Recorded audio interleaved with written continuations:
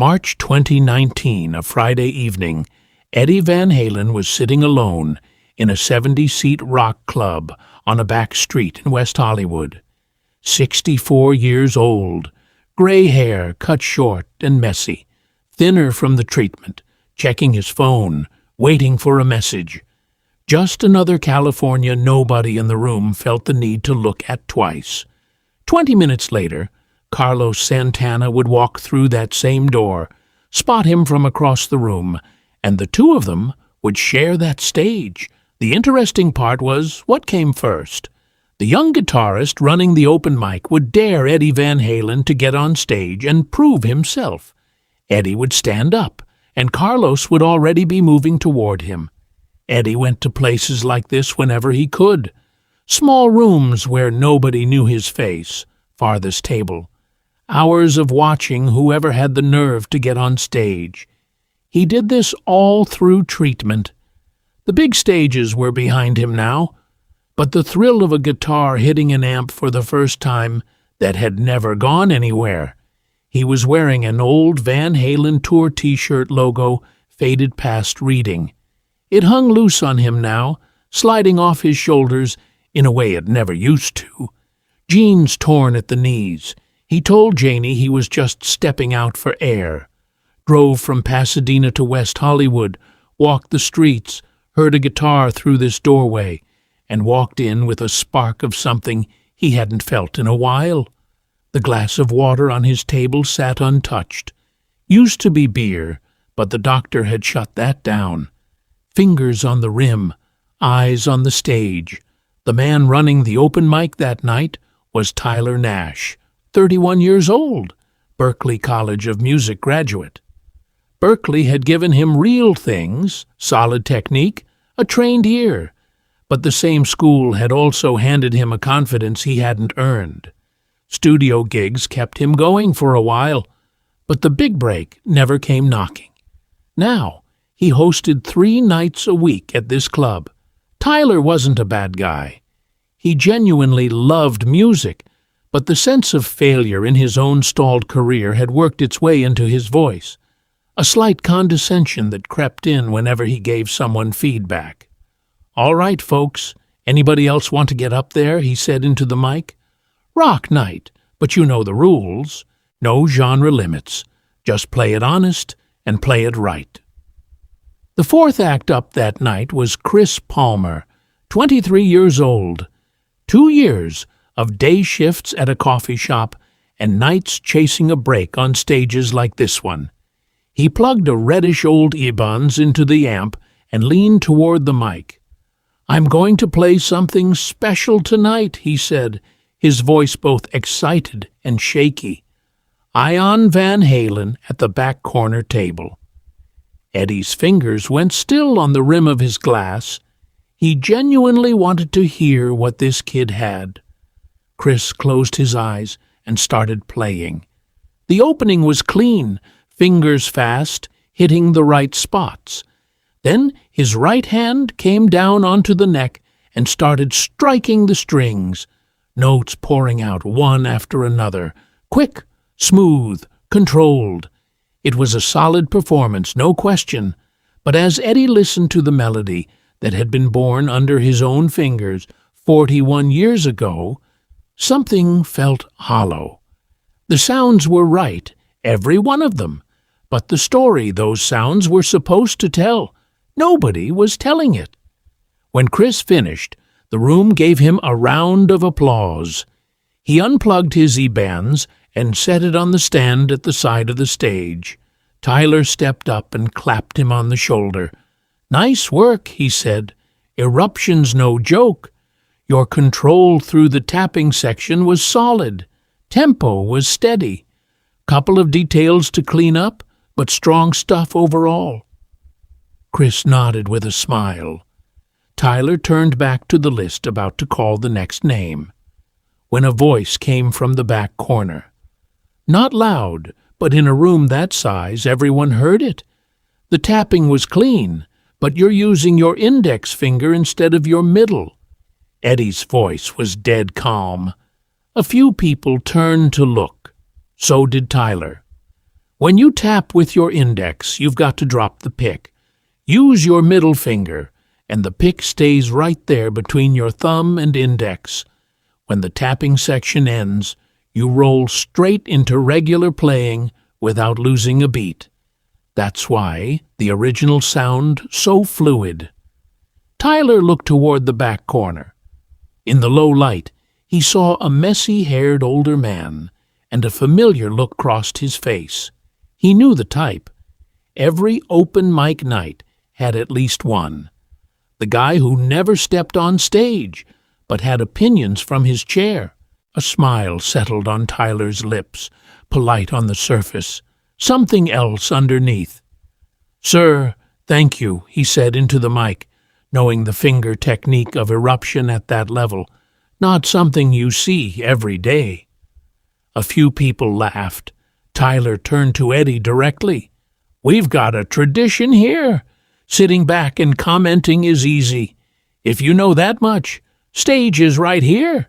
Guitar is right there. Come on up and show us." His tone said it all, having fun with an old man. Eddie didn't respond. He raised his hand slightly. A calm, definitive wave off, the gesture of a man who had nothing to prove. Tyler shrugged. "All right. Looks like our senior critic can't quite find the energy for the stage." A few more laughed. Right then, the club door opened.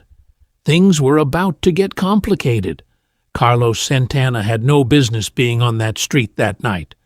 Half an hour earlier, he'd had plans to meet Cindy at a restaurant on Sunset, but Cindy had texted, "Meeting's running late. Be another hour." Carlos skipped the restaurant and walked instead. Cream-colored fedora, green shirt, black pants, just another guy drifting down Sunset. A few blocks later, a guitar sound leaking from a doorway slowed his steps. He stepped inside, waited a few seconds for his eyes to adjust. Old concert posters on the walls, beer and worn wood in the air. His gaze moved through the dim light and settled on the man at the back corner table. He paused, looked again. Carlos could have spotted Eddie Van Halen in a pitch-black room. They were children of the same generation, the same stage. Between them, they taught the world what a guitar could do. But finding Eddie here, tucked into a corner of this small club, that wasn't something you just walked into. Carlos walked to the back. Eddie raised his head and said quietly, "Carlos." Carlos sat down across from him, wearing that familiar calm smile. "Eddie Van Halen," he said slowly. "In a tiny little club on a back street in West Hollywood, all by himself," he paused. "Cindy would never believe this." Eddie gave a short smile. Carlos turned his head toward the stage. "Did something happen just now?" "When I walked in, everyone was looking at you." Eddie gave him the short version. The kid who played Eruption, his own comment, Tyler's response. Carlos could barely believe what he was hearing. The calm look in his eyes gave way to something else. "They gave you a hard time about Eruption," he said, his voice low. "The man who created Eruption." Eddie waved it off. "Drop it, Carlos. The guy doesn't know who I am."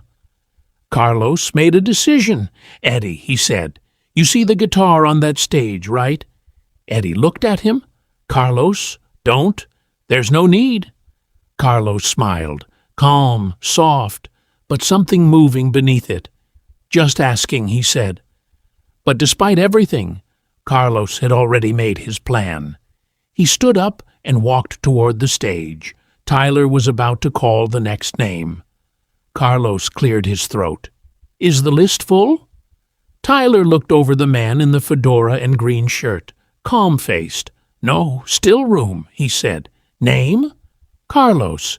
His real name, after all, and I've got a friend who'll want to come up too." Tyler scratched something on the list. "All right, 5 minutes. Song's your choice." Carlos nodded and walked back to the corner. Eddie looked at him. "Carlos, what did you do?" Put us both on." Carlos sat down and straightened his hat. A habit, not nerves. Something he did whenever he was getting ready for something. "Don't worry. We go up, play something, come back down. 5 minutes." Eddie shook his head, but a small smile had crept to the corner of his mouth. "I came here to sit quietly, Carlos." Carlos leaned forward. "Eddie, there's a guitar on that stage, and a man just asked you whether you could play it." He paused. "Don't you think he deserves a real answer?" Deep down, Eddie wanted to play too. 41 years ago, he'd faced the same question. "Can you play?" Every time he'd answered with his guitar, but back then his fingers were strong and a whole life stretched out ahead of him. Now the treatment had worn him down. He looked at his hands for a second. He saw them tremble. Could he still do it? Eddie went quiet. He checked his phone one more time. The message still hadn't come. Then he stood up. "One song," he said. His voice was slightly rough, but steady. "Just one." Tyler called from the stage, Carlos and his friend. A handful of polite claps, the kind you give two old guys nobody expects much from. Carlos went up first. Eddie followed. The stage was small. A mic stand, an amp, and an orange Fender Stratocaster resting in the corner. Eddie looked at the guitar. It was nothing like the striped machines he'd built with his own hands, but it didn't matter. He realized how much he'd missed this. Do you miss Eddie Van Halen's guitar performances too? Drop your most unforgettable Eddie moment in the comments. Show your respect for what Eddie and Carlos are about to do on this stage. Eddie picked it up, slung it over his shoulder, held it for a moment without playing. His fingers trembled. Then he touched the strings, tried a couple chords, rolled the volume knob down, back up, listened to the amp breathe, and the trembling stopped. The second his fingers hit those strings, his hands became what they used to be. His left foot started moving. He didn't notice. Tyler stood at the edge of the stage, arms folded. Most of the room had gone back to conversations, phones on tables, eyes elsewhere. Eddie closed his eyes. A few seconds, then his fingers touched the strings. Eruption filled the room. Nobody reacted at first, but as Eddie kept playing, conversation started dying because what was coming from that amp was the same notes, but saying something completely different. When he hit the tapping section, the last voice in the room went silent. Eddie's middle finger struck the string, pick resting between thumb and index, exactly the way he described it 20 minutes earlier. The sounds that had stacked up when Chris played were now flowing like a river. A woman in the front row recognized him. She pulled out her phone and started recording. Chris Palmer stood frozen at the side of the stage, eyes locked on the man's right hand. Another phone went up. Whispers jumped table to table. "No way! Look at his hands! That can't be Eddie Van Halen." The bartender dropped his rag. Then every phone in the room was in the air. Tyler's arms unfolded. Messy hair. Those hands, the voice that talked about tapping, it all clicked. The old man he'd been making fun of was the man who created this piece 41 years ago. As Eddie played the final notes, Carlos walked to the mic, took off his fedora, raised his head, and when the stage light hit his face, the club took its second blow. Carlos Santana standing right there on that small stage. The room came apart. Chairs scraped. People leapt up. Applause and shouts crashed together. Tyler stumbled backward. Carlos leaned into the mic. "Hello, I'm Carlos. My friend Eddie Van Halen and I are your guests tonight?" He looked at Eddie. Eddie just reminded us how this piece was born. The half-smile appeared. "Now, let's try something different." He turned to Eddie. Their eyes met, an agreement that needed no words. Eddie nodded. Carlos grabbed Chris's ebons from the stand, plugged in, closed his eyes. Eddie reached for something different, a slow, dark blues riff from deep in the roots. Carlos found the strings and laid his tone behind Eddie's. 2 guitars, 2 worlds. Eddie's sharp bite and Carlos's warm, crying sustain filled the room. Eddie broke the riff. Carlos made the melody weep. Carlos breathed. Eddie surged. 40 years of similar stories on different stages. It lasted only 5 minutes.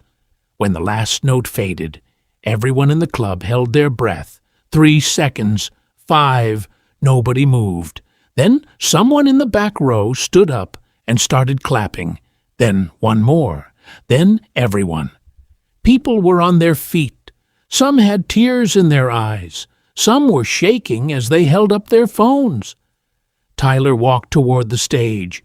Nothing left of the man from a few minutes ago. He stood in front of Eddie, opened his mouth, closed it, opened it again. You? He couldn't form a sentence. Eddie looked at him and did something unexpected. He laughed, short, genuine, warm. You know something, he said. I haven't played guitar in 2 years.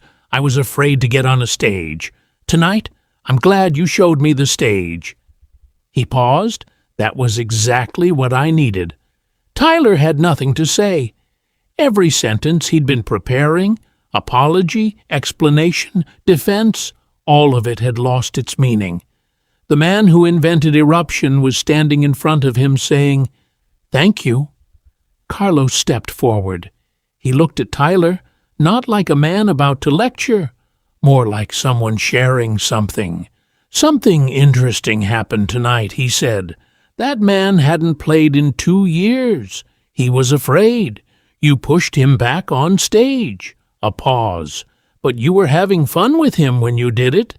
If you'd done it with respect, we'd all feel different tonight." Tyler's shoulders dropped. He couldn't answer. Carlos was right, and they both knew it. Chris stepped forward slowly. He stood in front of Eddie, said nothing, just held out his ebons. "Take this. It becomes something else in your hands. My father-in-law was a Louier in his memory. After all of that, 12 guitars gone in 40 minutes. William was holding more than several months of Susan's medication, and it wasn't just his table. Records sold. The flute maker got questions. The dark corner was visible for the first time. Then William picked up the brochure, crumpled it, threw it away. Parker hadn't moved. He looked at William's empty table, then his own full stand, said nothing, but something in his face had changed. Carlos checked the watch. Past 3, less than an hour. He should have left, but he sat down. William offered the thermos, cold black coffee. "How do you learn violin?" Carlos asked. "From Susan, my wife. We used to do these fairs together. I'd sell guitars. She'd play violin. People came to hear her, not buy from me." He paused. "She can't play any more." Carlos nodded. "My father was a violinist. Mariachi learned from him at 5, quit for guitar at 8. He glanced at his watch, put it back. When I heard the violin today, I heard my old man. 62 years later, and the sound hasn't changed."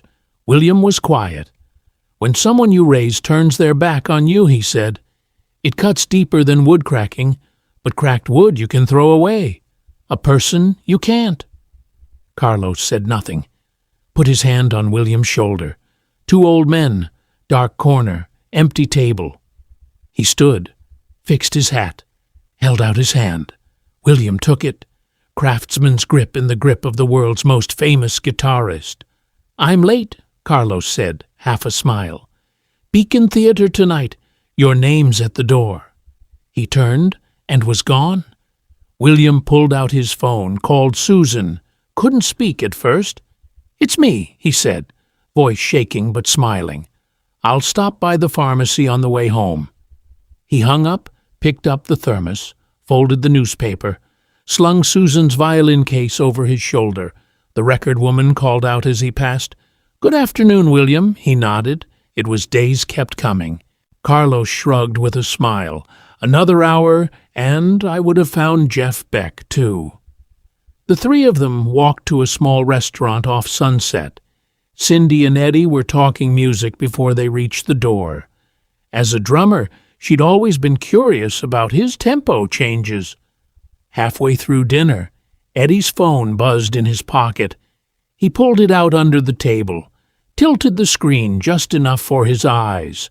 One line from his doctor. "Unfortunately, the results aren't good."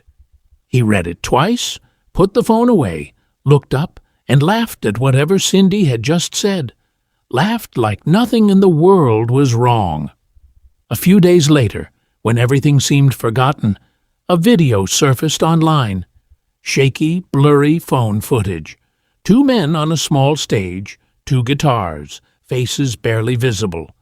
The person who posted it had written, "Is this Eddie Van Halen, or am I losing my mind?"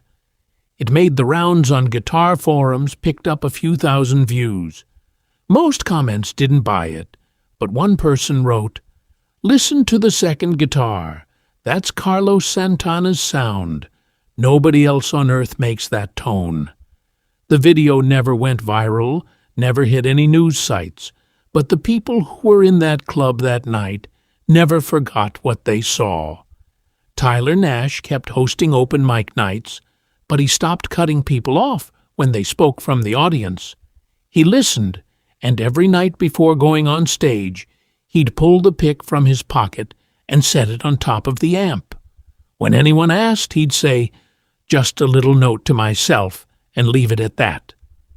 Sadly, a year and a half later, in October 2020, Eddie Van Halen took his final bow. Tyler read the news that morning. He put his phone down and stood there for a long time.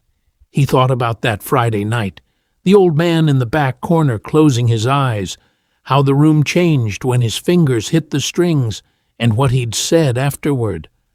"I haven't played in 2 years. Tonight, I'm glad you showed me the stage." Tyler candled the open mic that night. The next evening, he walked on stage and said one thing. "Tonight, we play for Eddie